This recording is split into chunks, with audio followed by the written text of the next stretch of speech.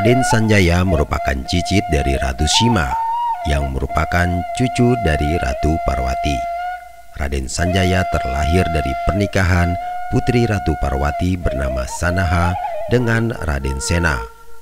Dikisahkan Raden Sena adalah ayah dari Raden Sanjaya yang pernah menjadi raja di kerajaan Galuh.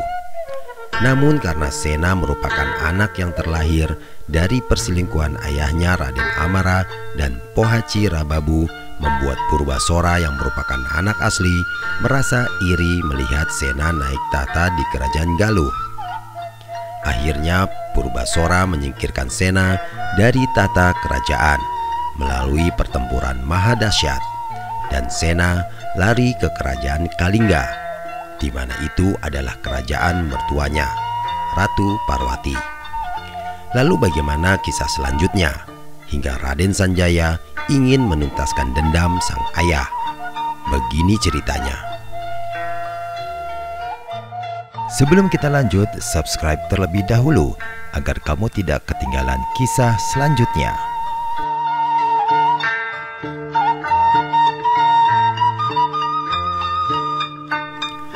Suatu hari, Sanaha sedang duduk di taman kerajaan bersama ibunda Ratu Parwati, dan Raden Wijaya menghampiri mereka. Raden Sanjaya meminta izin kepada ibunda Sanaha dan Nini Parwati untuk menyerang kerajaan Galuh. Awalnya ibunda Sanaha melarang, namun karena tekad Raden Sanjaya sudah bulat untuk menuntaskan dendam sang ayah, maka Ratu Parwati dan Sanaha tidak bisa berbuat banyak. Raden Sanjaya sudah mempersiapkan pasukan perang terlatih untuk menggempur kerajaan Galuh dan menurunkan tahta Purbasora. Strategi perang pun dirancang bersama panglima perang, dan Raden Sanjaya mendapat bala bantuan dari kerajaan Bumi Sembara dan Bumi Mataram yang merupakan pecahan dari kerajaan Kalingga.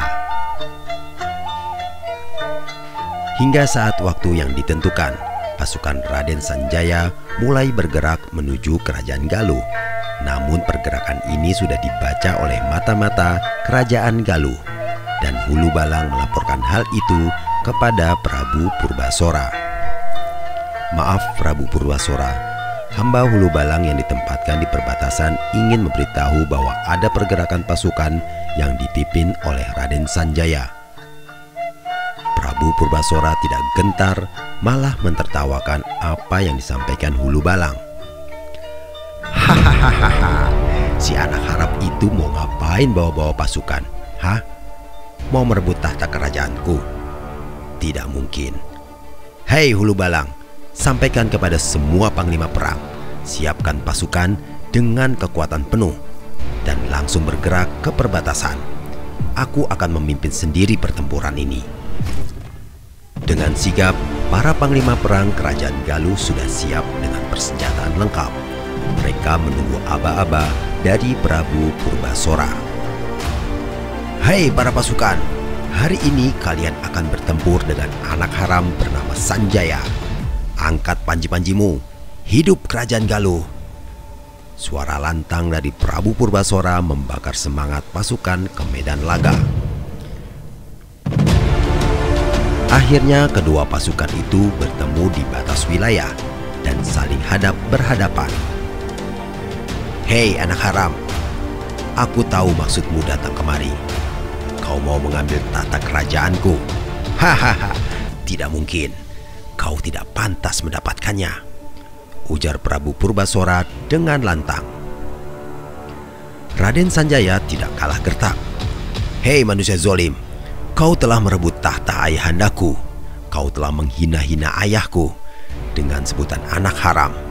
Bahkan kau berani menyebut aku anak haram juga. Prabu Purbasora naik pitam. Berdebah kau, rasakan ini. Pasukan, serang! Pertempuran pun akhirnya pecah. Pasukan kerajaan Galuh terus menyerang pasukan Raden Sanjaya. Namun pasukan berkuda dan memanah dari pasukan Raden Sanjaya bisa membuat kocar-kacir pasukan Prabu Sora. Dan pasukan Raden Sanjaya sukses memporak-porandakan pasukan kerajaan Galuh setelah Raden Sanjaya berhasil membunuh mati Prabu Purbasora. Dengan berakhirnya penaklukan kerajaan Galuh, maka Raden Sanjaya dapat menyatukan kembali kerajaan Galuh dengan kerajaan Sunda, dan kerajaan Galuh diserahkan kepada Premana Dikusuma yang merupakan cucu dari Purbasora sendiri. Namun pemerintahan sehari-hari diserahkan kepada Tamperan Brahmawijaya, buah pernikahan Sanjaya dengan Sekar Kencana. Raden Sanjaya pun menikahkan Premana Dikusuma dengan Dewi Pangrayap, dan kerajaan Galuh akhirnya berjalan dengan damai. Waktu terus berjalan hingga suatu ketika terjadi lagi skandal hubungan gelap di kerajaan Galuh, dan perebutan kekuasaan pun akan terjadi. Tunggu kisah selanjutnya, Prahara di Kerajaan Galuh, episode Skandal Melahirkan Dendam. Benar atau tidak, wallahu a'lam.